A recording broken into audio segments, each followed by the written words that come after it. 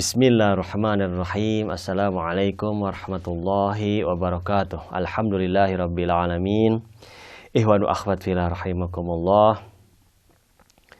Di dalam pertemuan kita kali ini insyaallah kita akan membahas mengenai masalah hukum takhallufun nadar atau aturan-aturan yang berhubungan dengan pelanggaran nazar. Dan juga kalau misalnya kita ada waktu kita lanjutkan kepada pembahasan yang baru mengenai masalah qasam atau sumpah dan juga mengenai masalah ahad atau perjanjian. Di dalam masalah aturan takhalluful nadar atau aturan pelanggaran nadar bahwa ada beberapa jenis ya. Kalau misalnya mandurnya atau yang dinadarkannya apa saja. Kalau misalnya yang pertama yang dimandurkannya adalah istilahnya puasa.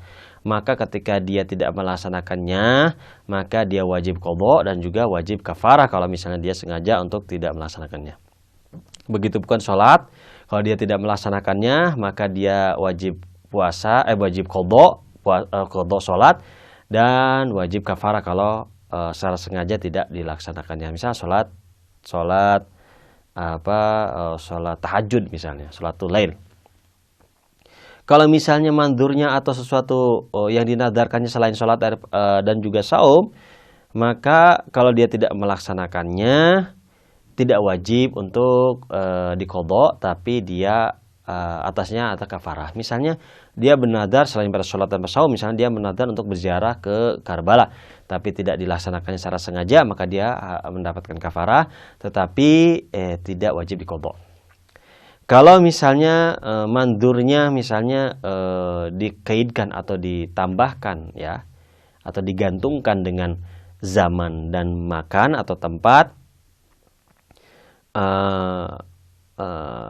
kalau misalnya harus dilaksanakan. Jadi kalau misalnya sesuai dengan tempat dan waktu, itu harus sesuai dengan tempat dan waktu. Kalau misalnya tidak digantungkan, tidak dikaitkan dengan zaman dan waktu, maka sampai sebelum akhir hidupnya atau sebelum akhir umurnya itu waktu bagi dia memiliki waktu. Jadi sebelum akhir umurnya dia harus melaksanakannya.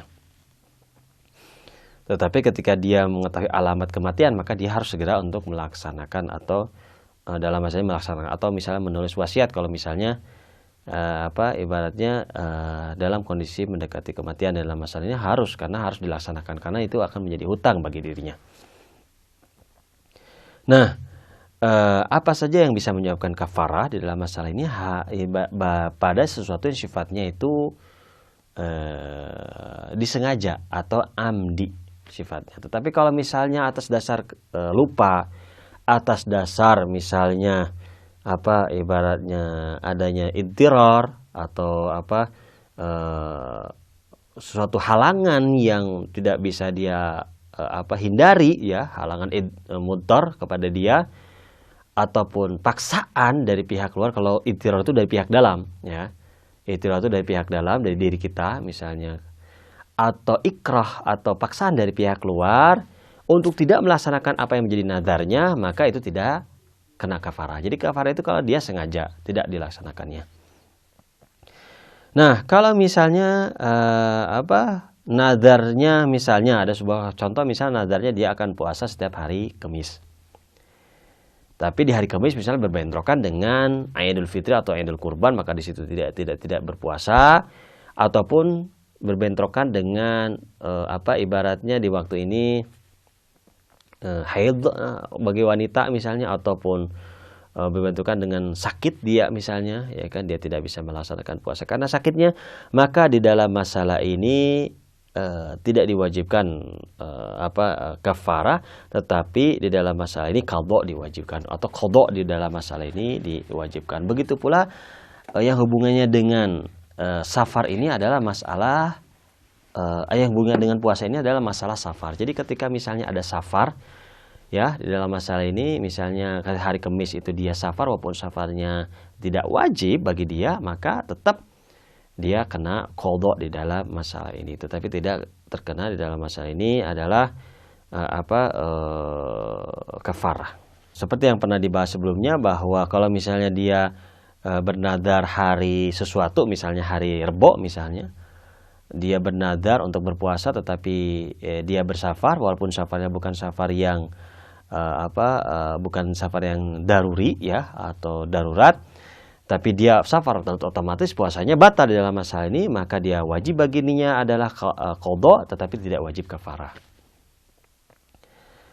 Nah, kalau misalnya dia berpuasa atau dia bernadar setiap hari Kamis berpuasa, ada dua bentuk.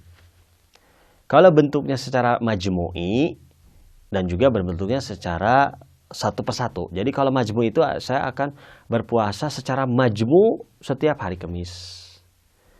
Maka ketika tidak dilaksanakannya hari Kamis itu ibaratnya puasa, maka di dalam masa ini nadarnya munhal. Ya, nadarnya munhal, tetapi diwajib dalam masalah ini adalah kafarah.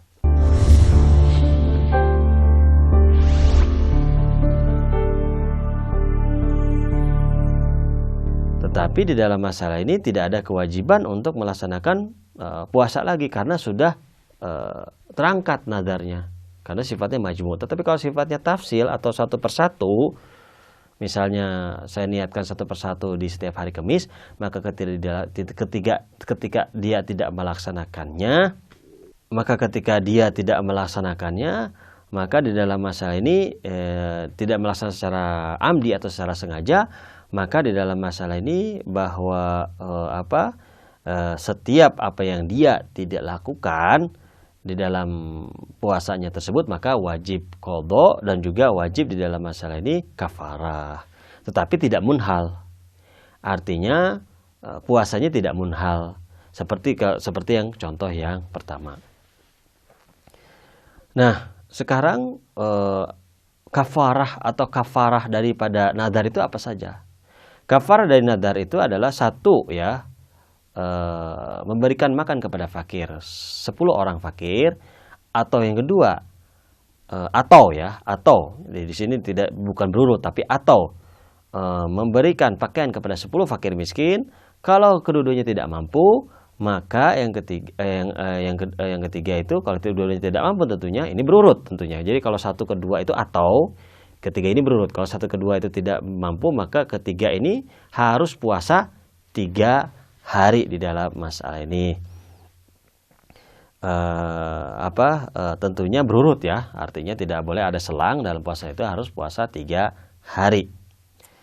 Nah, di dalam masalah ini ketika misalnya orang misalnya terjadi lemah atau tidak mampu untuk melaksanakan ketika atau ajiz ya, ketika misalnya waktu melaksanakan nadar tersebut, misalnya puasa. Kalau misalnya seperti pembahasan sebelumnya, kalau misalnya didasari karena haid di waktu tersebut bagi perempuan, ataupun sakit, ataupun safar, ataupun misalnya Idul Fitri atau Idul Kurban, maka dalam masalah ini kafarah tidak ada, tetapi qadha wajib. Tetapi kalau misalnya dia berpuasa tapi karena dia kehausan, ataupun karena ketika dia berpuasa dia kehausan, ataupun karena lemah dalam masa, karena misalnya dia bekerja, kalau dia khawatir karena dia itu misalnya lemah, ataupun karena dia itu tidak kuat untuk melaksanakan puasa pada saat itu, atau lemah dalam masalah ini, maka dia jadi membatalkan puasa tersebut, atau tidak berpuasa di awal karena kondisinya lemah dalam masalah ini, atau khawatir tidak kuat di dalam masalah ini. Maka dalam masalah ini, dan setiap hari yang dimana dia tidak berpuasa karena dia takut lemah atau lemah di dalam masalah ini, maka dia harus memberikan setiap hari itu adalah 1 mud. Ya, 1 mud kepada fakir. 1 mud sekitar 675 gram di dalam masalah ini kepada mereka. Jadi ini berbeda halnya. Jadi berbeda hal untuk masalah puasa. Itu saja mungkin pembahasan dari pertemuan kita kali ini, pembahasan mengenai masalah qasam atau sumpah dan ahad tidak sempat dibahas. Insyaallah dalam pertemuan selanjutnya. Wabillahi taufiq wal hidayah wal inayah. Wassalamualaikum warahmatullahi wabarakatuh.